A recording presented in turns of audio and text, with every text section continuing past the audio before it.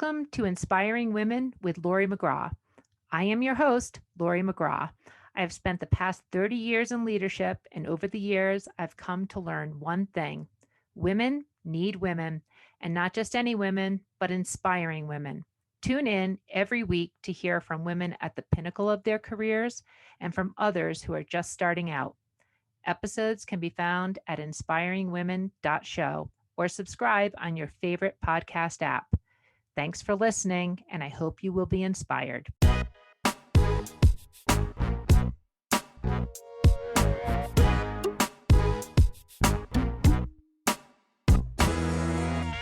Thank you for tuning in to Inspiring Women. Today we're speaking with Dr. Alexis DiGasso, who is a Postdoctoral Fellow, a psychologist who currently is at Providence Behavioral Health.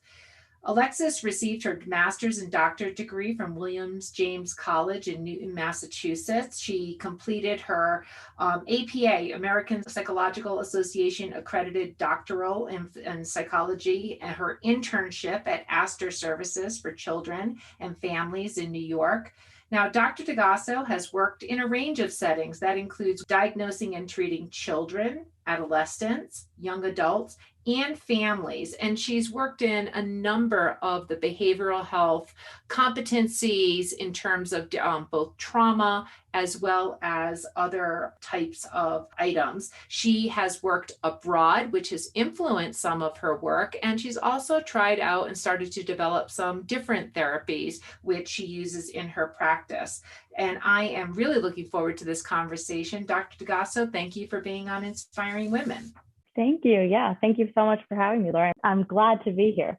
Terrific. Well, I always start these conversations. I always find these career journeys. How did you pick where you are now? But why don't you just tell us, what are you doing right now? What are you doing your day-to-day profession? Yeah, so right now I'm currently working as completing my postdoctoral fellowship in clinical psychology at Behavioral Health Associates in Providence. And in my role here, I'm working towards licensure. That's the part of my journey that I'm at right now. So it's the final year where I've had my doctorate degree, but need to take my licensing exam to become fully licensed and work independently on my own. But I'm seeing clients in individual and family therapy for part of my time. And then the other half of my time this year, I am the project manager of a quality improvement study with the goal of increasing the use of clinical outcome measures so that way we can track treatment progress and have those kind of quality measures inform the care that we are delivering and tailor treatment to meet the needs of the clients. So how many years of schooling before you become fully licensed? So it was officially five years of schooling, and then this is kind of my end of my sixth year, going into my seventh year of starting all of this process back in 2015.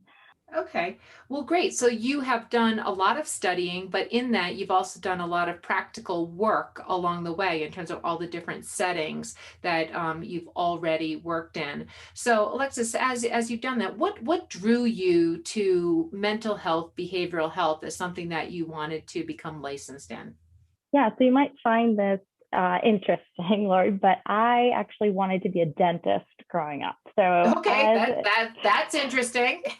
So as a kid, I just loved teeth, loved just going to the dentist. So my dream for years was this.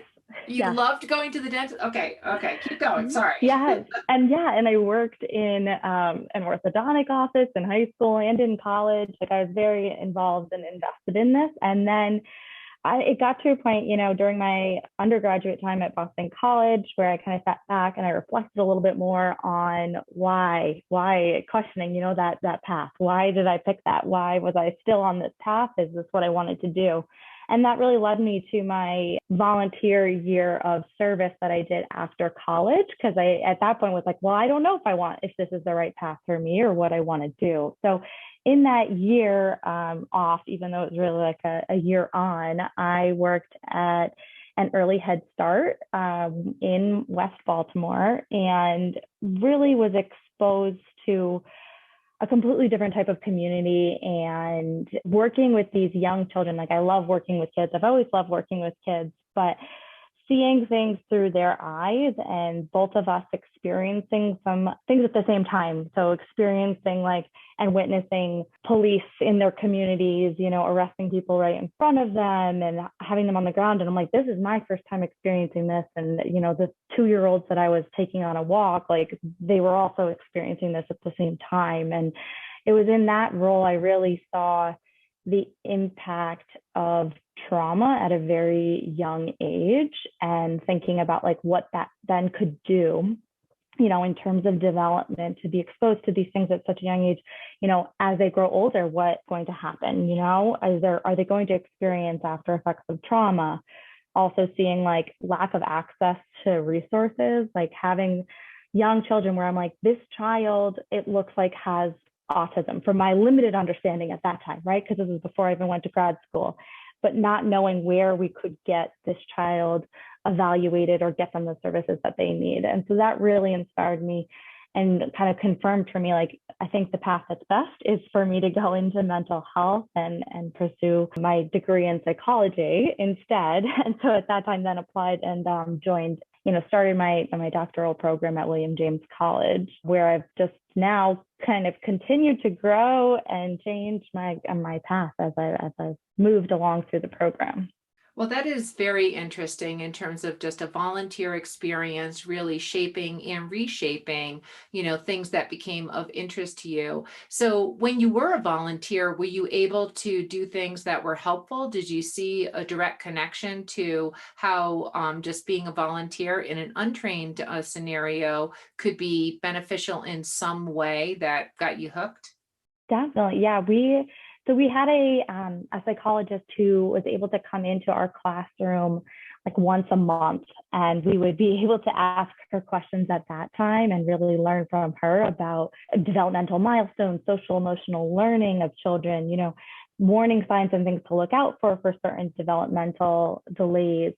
And so just in talking with her, I mean, it was such a brief interactions that we had together, but I saw the value then of mental health and what role she was providing, even though we needed that, so much more frequently, like it was still something. And from meeting with her, but also doing some of my own work there, like I was incorporating different social emotional training and like teaching objectives in the classroom with the 2 and 3-year-olds that I was working with. So able to work with them, talk with them about feelings, like at a very, very basic level, right? These are kids that are just developing how to talk and use their fine motor skills and all these other developmental skills, but that I could play a part and form these connections too. I mean, with people like the mothers and the children, and I say mothers because it was all mothers that year that I worked with, but that were very, very different from me, and in terms of how we were raised, in terms of where, we grew up in the country, and I was still able to form a connection with them. Okay. And so Alexis, you also did some of your learning abroad. So in terms of some of the work and the exposure that you've had opportunity to work with young children, young adults, and a range of different types of issues, very acute ones, suicide prevention, which is a very challenging issue, to emotional behavioral type of thing. Maybe give us a sense of the types of things. And I'm interested in how it might vary, if it does, from work that you did in different countries than work that you're doing in the United States. Yeah. And so I have always been interested, in working internationally and traveling in my own personal life. And there's mental health, and there's how we see it in the US and a really US centric view to mental health problems. But you go to other countries, and I was interested in learning about this. So one thing about my program at William James College is that I have a double concentration. So I have a concentration in children and families of adversity and resilience, and then also a concentration in global mental health. And so my coursework really prepared me to have these opportunities, right, to work in other countries. So what Laurie's referencing is that I was able to do 2 different immersion trips in my graduate career, and then also some in my undergraduate career, right, to different countries, teaching healthcare education when I was an undergrad, but then in graduate school, working most specifically, I'll talk about this with in Guyana, which is a country in South America, for those of you who are not familiar with the country of Guyana. And they, at one point in like 2015, 2016, had the highest suicide rate per capita of any country in the world. And my school, like we worked in, as part of one of my classes, like helped create a plan to examine like why that was. Why is this country have the highest suicide rate? What cultural factors may be playing a part of this? What social and economic factors might be playing a part? And in the class, like really working on looking at all of the multitude, of factors that could be affecting this rate. And then what do we do about it? And so going and diving into research on suicide prevention efforts in other countries of similar socioeconomic status as Guyana, but also looking into their history and learning more. I mean, now I could tell you so much about this country. I've done a lot of research on it, about the history of colonialism and indentured servitude that was there, and how all of that has now played a part in their suicide crisis that they had.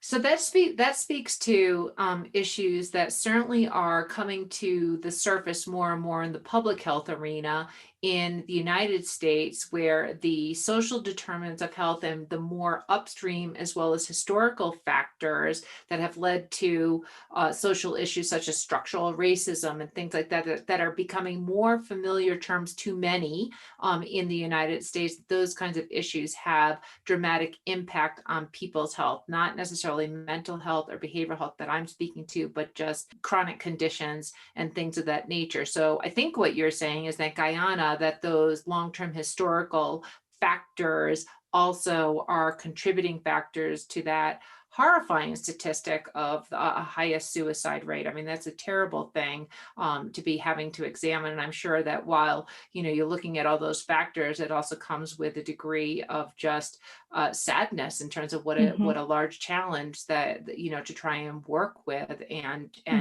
try and reverse that trend. Yeah, exactly. And I do think, like you're saying too, like it's all of these factors that play a part in mental health, and just like in physical health too, not just genetics, but environmental factors, and also generational factors. Did you find things in that research and what you learned? I don't know what an immersion program is, but I have to imagine it's a concentrated time that you only begin to understand how big these issues are and how much more you can learn. Where are there things that can be done? Did you find opportunities of things to work on in a positive nature?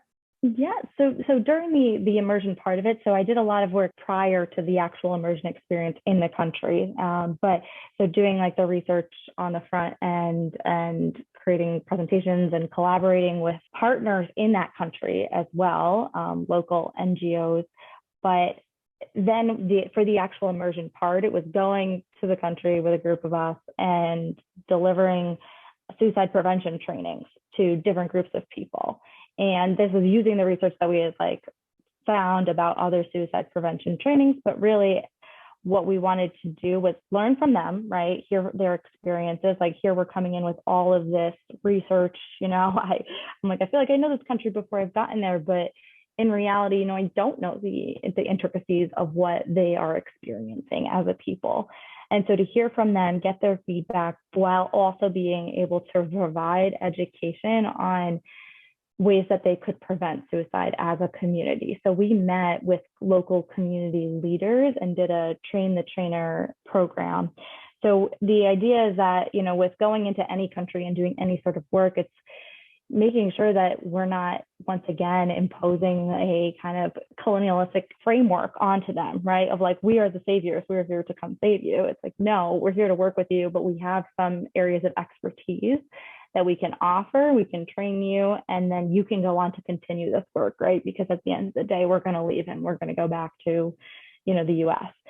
So working with the local leaders to say, here's education on suicide. Like, it does not make someone suicidal to ask them if they are having thoughts about hurting or killing themselves. Like, that is not what makes someone then have that thought come in their head.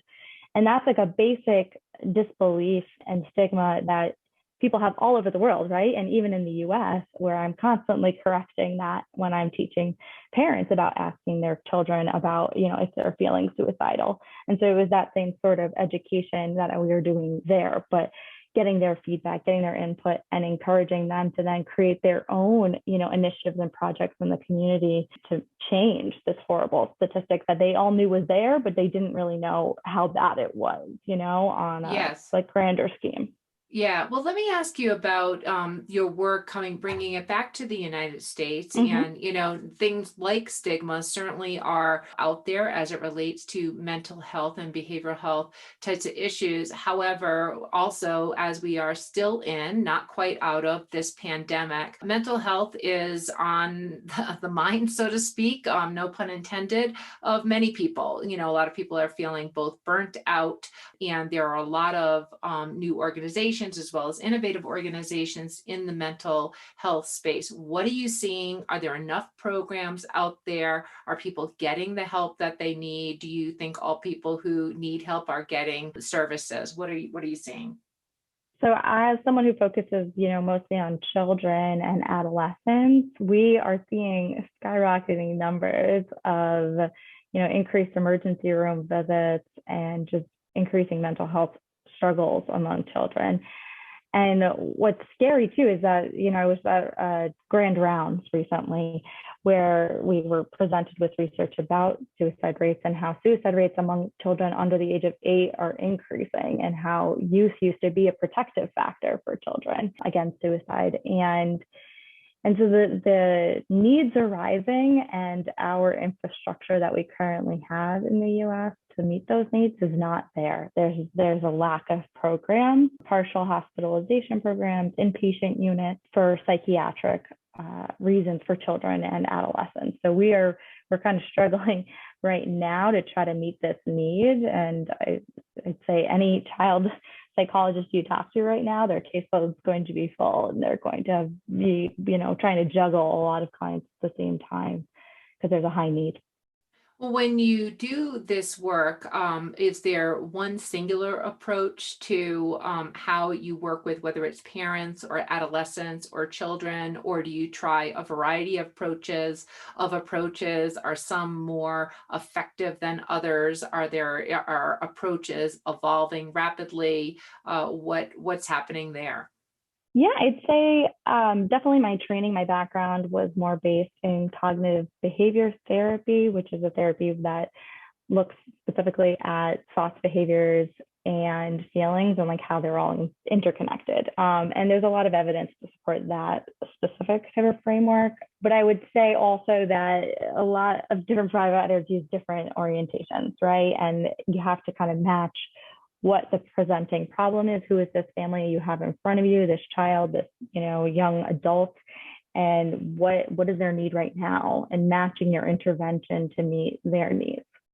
Well, it's a very difficult topic, and just hearing how you are talking about it with the intention to not have things as awful as suicide. That is wonderful for anything that you can prevent, and to provide options for people in terms of whether it's just talking about it, if that can be one step that is helpful to avoid something as traumatic and awful as a suicide. I'm glad to know that you're thinking about then at that, as well as how to expand programs like that. Alexis, I also wanted to ask you about some of your work. You're on something called a social justice committee in your current role. Can you tell us what that is? And I understand that the point of this is to infuse anti-racist and social justice practices into client care. So what does that mean, and what are you doing?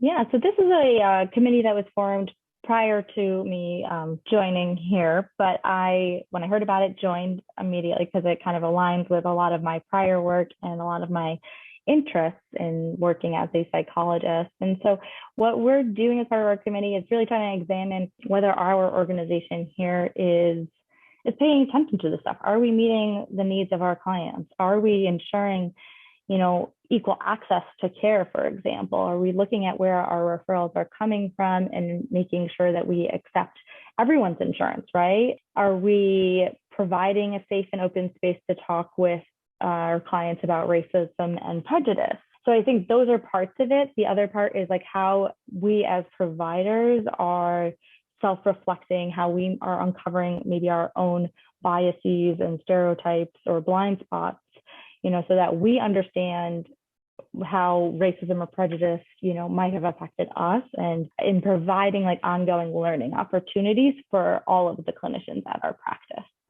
And as a young person, as somebody who has international experience, do you bring something into this conversation that you find is helpful in a larger organization? Yeah, so I think it's interesting you bring up, that part. I think I've reflected on that a lot this year of my youth and being the person here who's like the most recently out of graduate school, and how there's differences in the training that I received and more recently graduating than a lot of my coworkers here. And so providing education to them about things that I've learned, different trainings I've been to, the classwork and coursework that I've covered. So I think there is something that I bring definitely to the table, which helps me feel like valued too. We're in an organization where I am one of the youngest probably member of the team. Yeah, I think that, in so many initiatives like this across organization, there's always talk about bringing a wide variety of voices to the table. But I think bringing young voices to the table is also just so important, just those types of perspectives, which come with a lot of information. Alexis, I want to close out on a couple of just questions for you about how you think about, you're at the beginning stages of a lot of schooling and beginning, your career journey. How do you think about your career journey? You're not a dentist. You're a psychologist. That's your profession. Do you have a vision for yourself years from now, or is it just sort of like one day at a time and, what the next 1 or 2 years looks like? Well, considering, that I had my whole life planned out when I was very young, I am always thinking about my future and where I want to go and how I want to get there. And I, right now, would love to one day like be this global mental health consultant. And I don't exactly know what that looks like yet, but I would envision it working kind of as part of some sort of international agency where we are helping improve access to mental health resources and improving mental health infrastructure, around the world, but also in the US, and taking on more of a policy, framework as well. Because even though I love doing the individual clinical work, and I think there will always be room for me to be doing that work, like I think that's important for me, but also, reaching out to a wider group of people, like through policy and program interventions as well. So ideally in the future, it's going to look like a lot of things and not just doing one set thing, but I see my kind of career as a psychologist being lifelong. So taking that interest in travel and what you've learned from international, bringing that passion into a more global impact is how I'm hearing that. It sounds like a fantastic vision for yourself, Alexis. I love it. So, just in terms of closing out here, this has been such a great conversation. I've really learned a lot. I think the work that you're doing is important, and I love the passion that you're bringing to the work. That's just wonderful to hear. Alexis, as we close out today on Inspiring Women, I'd just love to hear from you, best advice you've ever received that you might want to give to listeners as we close out today. I've been thinking about this and thinking about like advice from others. And I had one teacher in high school, and now a little bit about me, and I've been on a path. And she told me that the only thing that you can count on in life is change, and to not get so caught up necessarily on all the plans. And that is something that I've come back to several times, along my journey, even this far. And it's something I try to keep in the forefront of my mind, even though it slips to the back a lot, but that things are always changing and evolving, and to keep an open mind so that I can see the opportunities that might be right in front of me, maybe things that I had never considered doing. That is, I think that's really sound advice, and that's particularly wonderful things to keep front of mind, particularly at the beginning stages, at all stages actually of a career progression. This has been such a great discussion. I really appreciate our time today on Inspiring Women. We've been speaking to Dr. Alexis DiGasso. And Alexis, thank you so much. No, thank you so much for this opportunity to reflect, on my career so far. This has been an episode of Inspiring Women with Laurie McGraw. Please subscribe, rate, and review. We are produced by Kate Cruz at Executive Podcast Solutions. More episodes can be found on inspiringwomen.show. I am Laurie McGraw, and thank you for listening.